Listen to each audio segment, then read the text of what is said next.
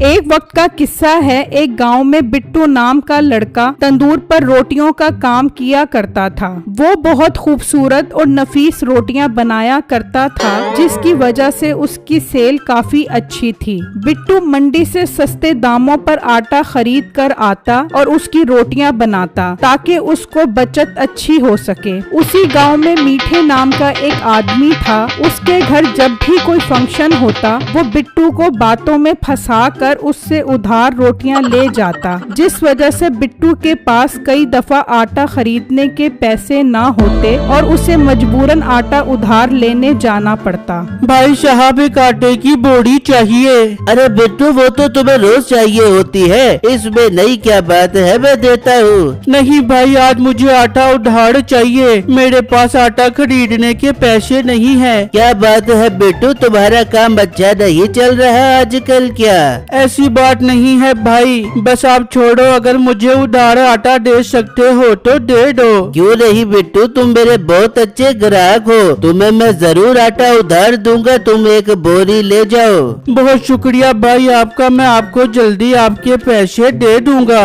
बिट्टू उससे आटा ले जाता है और तंदूर पर आकर रोटियां बनाने लग जाता है। तो मीठा फिर उससे रोटियां खरीदने आ जाता है। मीठे को देखकर बिट्टू खुश हो जाता है कि शायद वो उसका उधार वापस देने आया है। बिट्टू जल्दी से बताओ मेरे उधार के कितने पैसे हो गए हैं? मीठे भैया फंक्शन पर 500 रोटियां लेकर गए थे और उसके अलावा खुशी गमी और आम दिनों की सारी रोटियां मिलाकर 18,000 रुपए हुए हैं। बिट्टू फिर एक काम करो, 300 रोटियां और देकर 20,000 रुपए पूरे कर दो, तुम्हें 3 दिन बाद सारे पैसे दे दूंगा। मीठे भाई आप क्या बातें कर रहे हो, मैं अब उधार रोटियां नहीं दे सकता, मेरे पास अगला माल खरीदने के पैसे नहीं है। मैं आज भी आटा उधार लेकर आया हूँ, मेहरबानी करो आज सारा उधार दे दो।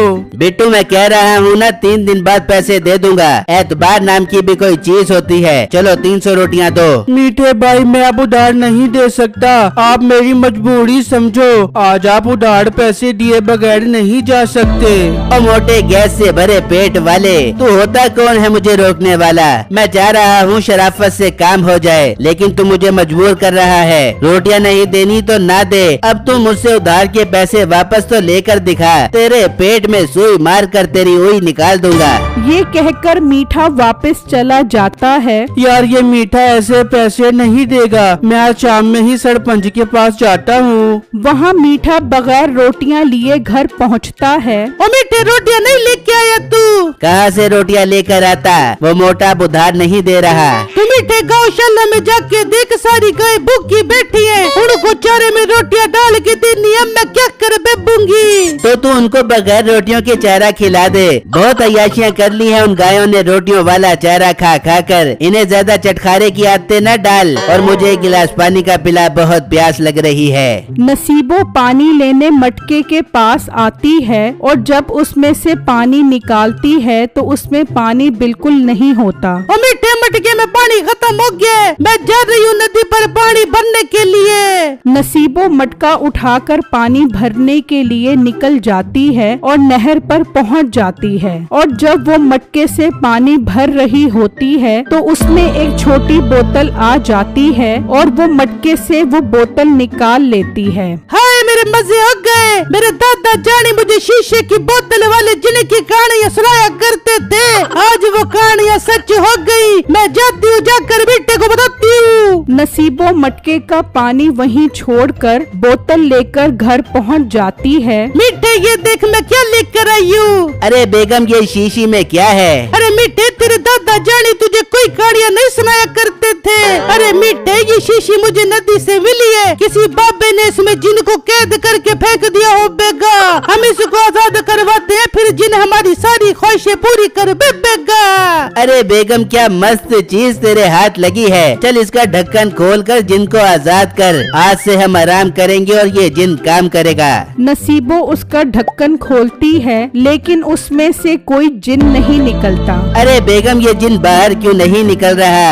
मिठे मुझे लगता है जिन भाई सो रहे हैं। मैं इसे आवाज दे के उठाती हूँ। और जिन भाई मैंने ढक्कन खोल दिया है, बाहर निकलो, हमारी सारी ख्वाहिशें पूरी कर दे। वो इंतजार करते हैं लेकिन जिन ने कहाँ बाहर निकलना था। ओ बेगम, मुझे लगता है जिन अंकल काफी गहरी नींद सो रहे हैं। तो शीशी को उल्टा करके उन्हें बाहर निकाल। वो बोतल को उल्टाती है तो उसमें से सुरमा निकलता है और उन दोनों को बहुत गुस्सा आता है। अबे दत्त तेरे की, इसमें तो आंखों में लगाने वाला सुरमा है। ये तेरा दादा तुझे झूठी कहानियाँ सुनाता रहा है। सारे अरमानों पे पानी फेर दिया मेरे।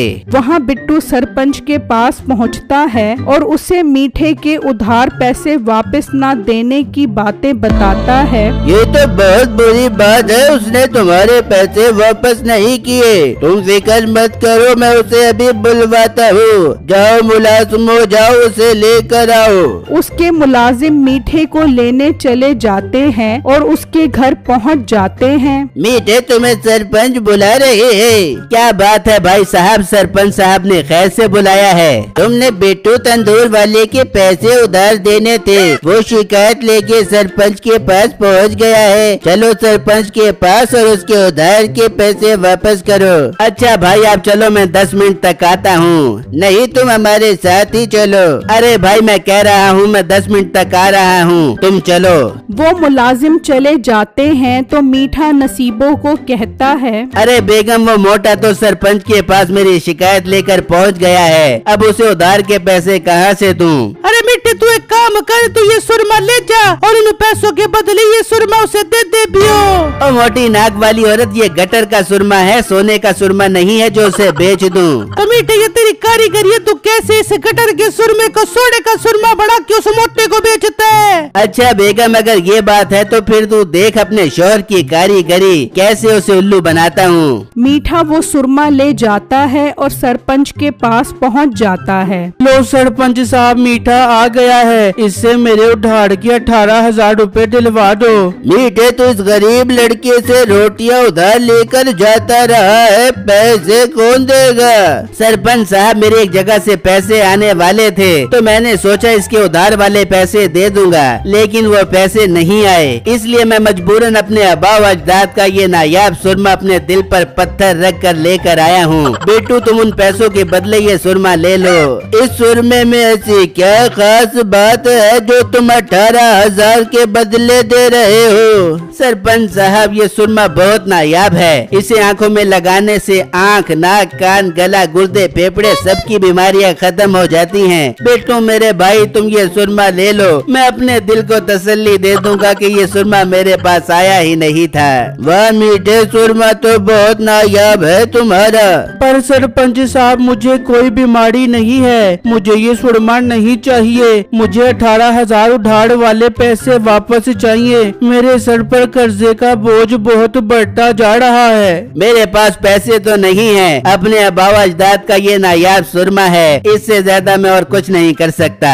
बेटू तुम ये सुरमा ले लो। अब इसके पास 18,000 तो है नहीं, तभी तो तुम्हें अपने अबाव अजदाद का सुरमा दे रहा है, वरना इतनी नायाब चीज कौन किसी को देता है। मीठा बिट्टू को वो सुरमा देकर चला जाता है और घर आकर नसीबों को बताता है। बेगम देख तेरे शोहर की कारीगरियाँ, उसे वो गटर वाला सुरमा चेप दिया। बहुत नखरे दिखा रहा था सुरमा लेते हुए, मगर मैंने ऐसी कहानियाँ घड़ी के सरपंच को भी मेरी बातों पर यकीन आ गया। वहाँ बिट्टू सुरमा लेकर घर पहुँचता है। अरे बिट्टू ये शीशी में क्या है? बेगम, मीठे से उधार वाले पैसे लेने थे, उसने मुझे उसके बदले ये सुरमा दे दिया। कह रहा था इसे लगाने से जिस्म का हर दर्द दूर हो जाता है। अरे बिट्टू, उसने आपको बेवकूफ बना दिया है। भला सुरमा लगाने से भी दर्द खत्म होता है क्या? हाँ बेगम, मुझे पता है उसने मुझे बेवकूफ बनाया है। मैं तो ले भी नहीं रहा था, लेकिन सरपंच ने जबरदस्ती दिला दिया। पैसे मेरे पास है नहीं, अगला माल कहाँ से खरीदूंगा? ये सोच सोच कर मेरे सर में बहुत दर्द हो रहा है। बिट्टू, आपको हिम्मत से काम लेना होगा। अगर ज्यादा सर में दर्द हो रहा है तो ये सुरमा लगा लो, शायद आराम आ जाए। बिट्टू अपनी आंखों में वो सुरमा लगा लेता है और काम पर चला जाता है। तो क्या देखता है कि उसे जमीन के अंदर की चीजें भी नजर आना शुरू हो जाती हैं। बिट्टू बहुत परेशान हो जाता है। अरे ये क्या चमत्कार हो गया, मुझे तो जमीन के अंदर की चीजें भी नजर आ रही हैं। इसका मतलब ये सब सुरमे का कमाल है। बिट्टू थोड़ा और आगे आता है तो उसे जमीन में सोना नजर आता है। वो खुदाई करके जमीन से सारा सोना निकाल लेता है और घर आकर अपनी बीवी को सब बताता है। उसकी बेगम बहुत खुश हो जाती है। बेगम मैं आज बहुत खुश हूँ, मैं सरपंच के पास शुक्रिया अदा करने के लिए जा रहा हूँ। बिट्टू सरपंच के पास पहुँचता है तो उसे वहाँ जमीन में सोना नजर आता है। बिट्टू सरपंच को सारी बात बताता है तो वो अपने मुलाजमों से जमीन की खुदाई करवाता है तो वहाँ से भी सोना निकलता है। मुलाजिमो जाओ और मीठे को बुला कर आओ। वो मीठे के घर पहुँचते हैं और उसे ले आते हैं। मीठा वहाँ सोना देखकर हैरान परेशान हो जाता है। मीठे क्या तुम्हारे पास और सुरमा है? देखो बिट्टू ने वो अपनी आंखों में लगाया तो उसे जमीन के अंदर के सारे खजाने नजर आने लग गए। अरे सरपंच साहब ये आप क्या कह रहे हो? हाँ मीठे भाई, मैंने वो सुरमा आँखों में लगाया और जैसे ही बाहर निकला मुझे जमीन के अंदर की हर चीज नजर आना शुरू हो गई। मीठे तुम्हारे पास और सुरमा है तो मुझे बेच दो, मैं तुमसे 5 लाख रुपए का खरीद लूंगा।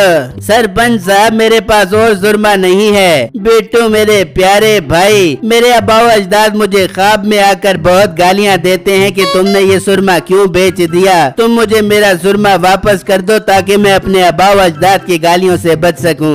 मैं पागल हूँ जो आपको इतना नायाब सुरमा वापस कर दूं। बेटे पागल मत बनो, मेरे अब्बा अजदाद की निशानी मुझे वापस कर दो। ये तू क्या बकवास कर रहा है? तेरे अब्बा अजदाद की निशानी तूने उधार के पैसों के बदले बेच दी। अब तू चुप करके निकल जा। मोटी नाक वाली औरत, और देख अपने शोहर की कारीगरियाँ। हमने उसे सुरमा नहीं बल्कि खजाने की चाबी दे दी है। इस तरह बिट्टू का भला और मीठे का नुकसान हो जाता है।